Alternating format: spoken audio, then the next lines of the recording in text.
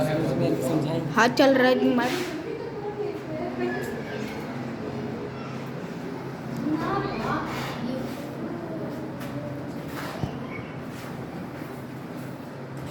अब पंखा बंद कर दी सुना दे नहीं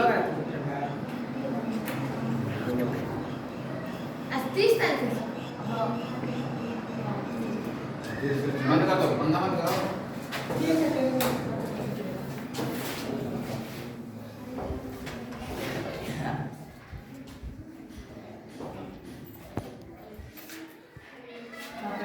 प्लांट सेल, ठीक है? क्या पढ़ना है? चलो गया? हाँ सेल, ठीक है? तो प्लांट सेल बनाने के लिए सबसे पहले हम लोग एक गोला करके खींचेंगे। कैसे करके खींचेंगे? एक गोला और कुछ इस प्रकार की संरचना बना देंगे, थोड़ा इसको सुंदर और सुशोभित लगने के लिए, अच्छा लगने के लिए।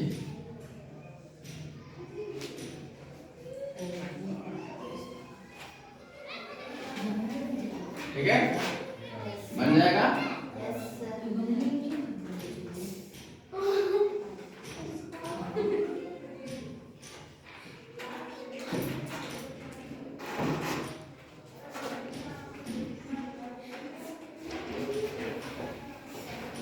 ये प्लांट सेल का मॉर्फोलॉजी स्ट्रक्चर कर सकते हैं और आंतरिक स्ट्रक्चर अभी इसके अंदर है होगा। ठीक है? जैसा कि तुम लोगों को पता है कि कोई भी कोशिका होगा उसमें क्या होगा? केंद्रक होगा। क्या होगा? केंद्रक। कोई भी कोशिका हो उसमें क्या होगा? केंद्रक। ठीक है? और कुछ कोशिकी कोशिकाएं ऐसी होती हैं जिसमें केंद्रक नहीं होता है। ठीक है? जिसमें केंद्रक नहीं होगा उसमें डीएनए नहीं होगा। इसमें डीएनए क्या होगा? नहीं होगा। इसमें क्या होगा? केंद्रक। ठीक है? तो ये हो गया हमारा केंद्रक। क्या हो गया? केंद्रक। ठीक है? क्या हो गया? केंद्रक। केंद्रक।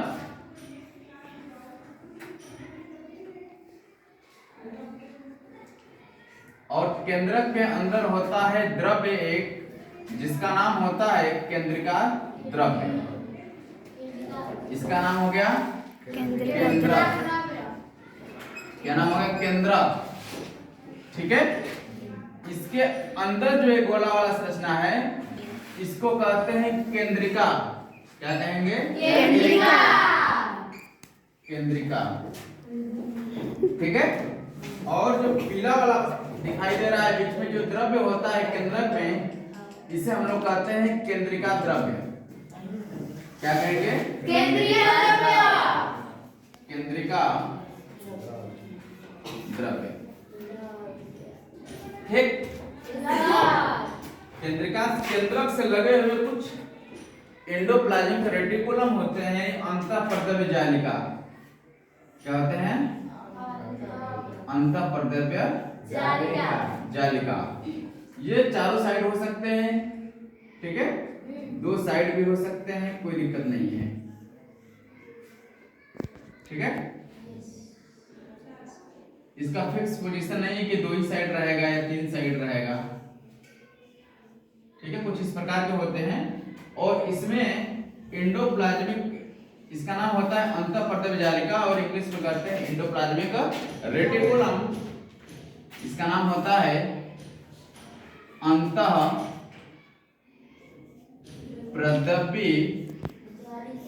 जालिका।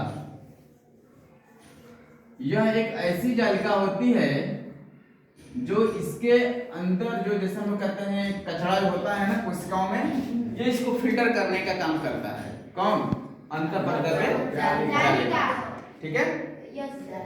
ये अंतःपर्दव्य जालिका दो प्रकार का होता है। कितने प्रकार का होगा? दो प्रकार का होता है। हाँ, जालिका।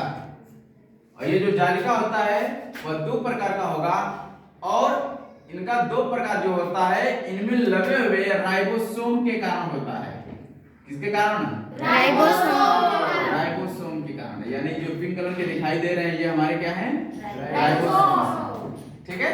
यस। तो जिसमें राइबोसोम लगे होंगे, जिसमें राइबोसोम लगे होंगे, जैसे अभी क्या है, ये बोर्ड कैसा है, खुरदुरा है कि चिकना है तुमसे? खुरदुरा है ना? तो माइका वाला बोर्ड देखे होंगे नहीं कभी? देखे हैं। जिसमें मार्कर से लिखते हैं, वो एकदम चिकना होता है ना, वो खुरदुरा रहेगा तो उस पर जल्दी मिटेगा नहीं। तो राइबोसोम जब इसमें लग जाएंगे तो धीरे धीरे क्या हो जाएगा, खुरदुरा हो जाएगी नहीं। जमीन पर हम लोग बालू छीट देंगे तो कैसा हो जाएगा जमीन? खुरदुरा। नहीं छीटेंगे तो चिकना। जब राइबोसोम आकर के इस पे लग जाएंगे तो उन्हें कहते हैं रफ एंडोप्लाज्मिक रेटिकुलम, यानी खुरदुरी चिकनी खुरदरी अंतःपरदव्य जालिका। ये रेड वाले का नाम क्या है? राइबोसोम। क्या नाम है? राइबोसोम। क्या नाम है? राइबोसोम। ठीक। इसके बाद इनका जो दो प्रकार होगा, जब अंतःपरदव्य जालिका पर राइबोसोम लग जाएंगे तो इन्हें कहेंगे खुरदरी अंतःपरदव्य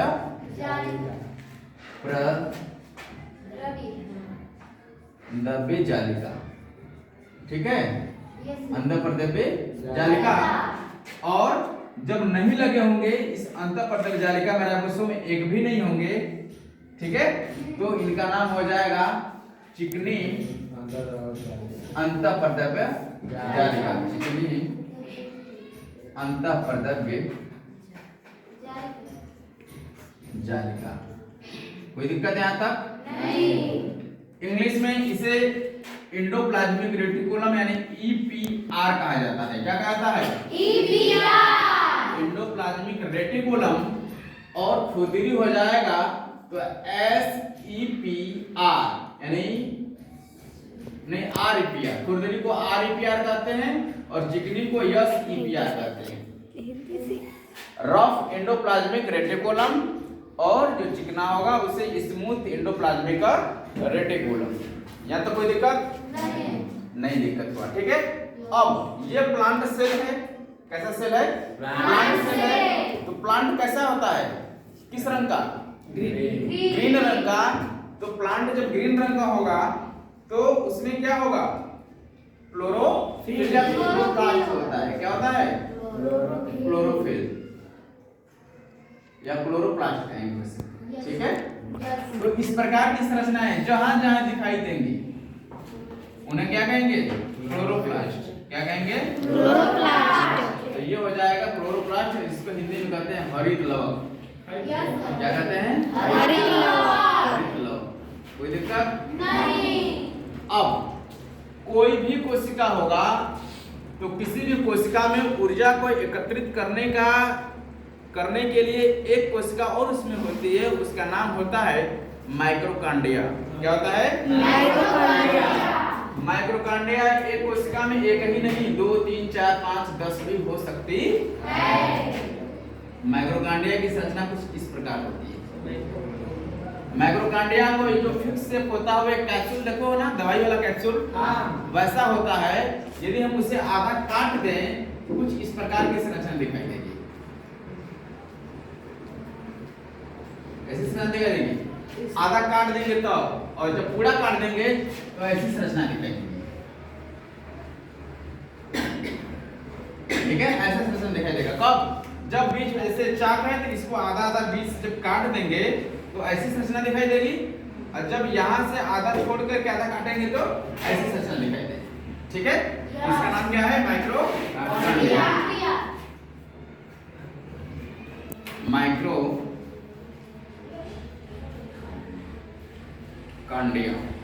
ठीक है? माइक्रोकांडिया। ठीक है? ये चीजें हो गई इतना।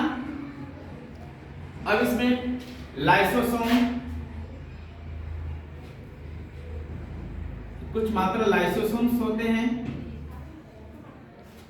इसकी भी संख्या अनेक हो सकती है, 2, 4, 5, 10, 20 भी हो सकता है। लाइसोसोम। लाइसोसोम। ठीक है? इसके बाद और बहुत सारे ऑब्जेक्ट होते हैं, अगर पूरा लिखा जाए तो कम से कम 50 नाम हो जाएगा। ठीक है ना? इसके बाद ये देखो, ये जो सबसे बड़ी जो बात बाहर दिखाई दे रही है ना, ये पूरा दिखाई दे रहा है एक दीवार जैसी संरचना, इसको कहते हैं कोशिका भित्ति। क्या कहते हैं? कोशिका भित्ति। पादपों में कोशिका भित्ति होता है सबसे बाहर, और जंतुओं में यानी एनिमल सेल होगा तो उसमें कोशिका झिल्ली होता है। क्या होता है? कोशिका झिल्ली। इसमें जो हमारा कोशिका भित्ति है, इसमें कुल कितने लेयर हैं? 1 2 3। कितने हैं? 1 2 3। कुल कितने लेयर मिले? 3 लेयर। जब 3 लेयर होंगे तो इन तीनों का नाम होगा, जैसे हमने कह दिया, हमारे पास अभी चौक कितने हैं? 3। सबसे ऊपर पिंक कलर का है, इसका नाम क्या होगा? वायर, बाहरी परत ना।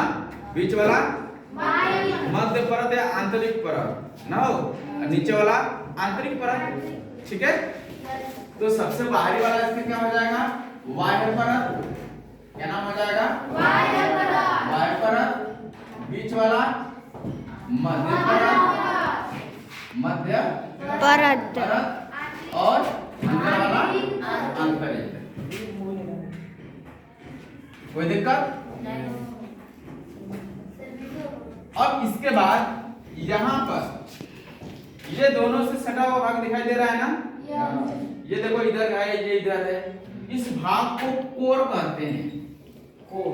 क्या कहते हैं? कोर। और यहाँ पे जो भाग दिखाई दे रहे हैं, ये एक कोशिका यहाँ पर जो निकला हुआ है कोर वाला भाग, तो ये भाग क्या करता है, अब दूसरे कोशिका से, यानी कि बहुत सारे उसमें, जैसे हमारे शरीर में अभी थोड़ी देर हम लोग पहले पढ़े थे कि जब शिशु जन्म लेता है तो उस समय उसके शरीर में 600 अरब लगभग कोशिकाएं होती हैं। ठीक है ना? 20 अरब, हाँ लगभग 20 अरब, और एक वयस्क में लगभग 600 अरब कोशिकाएं होती हैं। तो ऐसा उसी प्रकार से तो एक कोशिका दूसरे से क्या हुआ है? लगा हुआ है। तो ठीक है, इसी प्रकार से ये हो गया। अब इसमें क्या होगा? बहुत सारे छोटे छोटे कण होते हैं। अभी तो कुछ पार्ट इसके हैं, अभी बता रहे हैं तुम लोगों को। अब ये बताइए, जो पौधे होते हैं वह भीगे हुए होते हैं कि नहीं? होते हैं ना। जब भीगे हुए होंगे तो इसमें जल की मात्रा होगी कि नहीं होगी? यानी इसमें वाटर ड्रॉप्स भी होंगे, जल की बूंदें होंगी कि नहीं? जल की बूंद होंगी ना, तब ना भीगा हुआ रहेगा। क्या पौधों से तेल नहीं निकलता है? निकलता है। इसका मतलब पौधा कोशिका में, प्लांट सेल में तेल की भी मात्रा होती है। हाँ, इसमें तेल की भी मात्रा क्या होगी? यानी यहाँ तेल की बूंद भी इसमें नजर आएंगी। तेल की बूंद, तब ना उसमें फ्लेक्सिबिलिटी होती है। सूखा हुआ लकड़ी, जैसे ये हमारे पास सूखा हुआ लकड़ी है, क्या हम इसको फोल्ड करके तोड़ सकते हैं? नहीं तोड़ सकते हैं। लेकिन यही लकड़ी जब हरी होती तो हम इसको क्या करते? तोड़ देते, मोड़ देते। तोड़ने के लिए तो ये भी टूट जाएगा, क्योंकि इसमें पानी और तेल की मात्रा क्या हो गई? अब सूख गई, समाप्त हो गई है। इसमें फ्लेक्सिबिलिटी क्या होगी? अब नहीं होगी। ठीक है, इस आधार से उसमें फ्लेक्सिबिलिटी न होने के कारण वो क्या हुई? सूख गई है। तो अब इसमें क्या है? छोटे छोटे बूंद हम इसमें कर दे रहे हैं, जिससे हम क्या करेंगे? कोशिका द्रव्य का नाम देंगे। क्या देंगे नाम? कोशिका द्रव्य। तो ये सब छोटी छोटी बूंदें जो होंगी इसमें क्या होंगी? कोशिका द्रव्य। कोई दिक्कत नहीं। ये हो गई हमारी कोशिका द्रव्य। तो इतना काफी है कि और नाम भी, अभी बहुत सारे नाम हुए। अभी माइक्रोटेबल्स भी इसमें होते हैं। ठीक है, और अधिक सारे नाम होते हैं, लेकिन अभी इतना तुम लोगों के लिए बहुत अधिक है। तुम्हारे किताब में 5-6 नाम दिया है, जैसे दे दिया है हरित लवण दे दिया है, कोशिका भित्ति दे दिया है, कोशिका द्रव्य दे दिया है, केंद्रक दे दिया है, माइक्रोकांडिया दे दिया है। ठीक है, और राइबोसोम्स दे दिया है, ठीक है, लाइसोसोम। और अंतःपर्दम जालिका के बारे में दे दिया है, बस लाइसोसोम भी दे दिया है, ठीक है। तो यहाँ तक क्या है चीजें, एक प्लांट सेल की सारी संरचनाएं हैं। अब तुम लोग इसे कॉपी पर अपने नोट कर लो, और कल हम बनाएंगे एनिमल सेल का, ठीक है।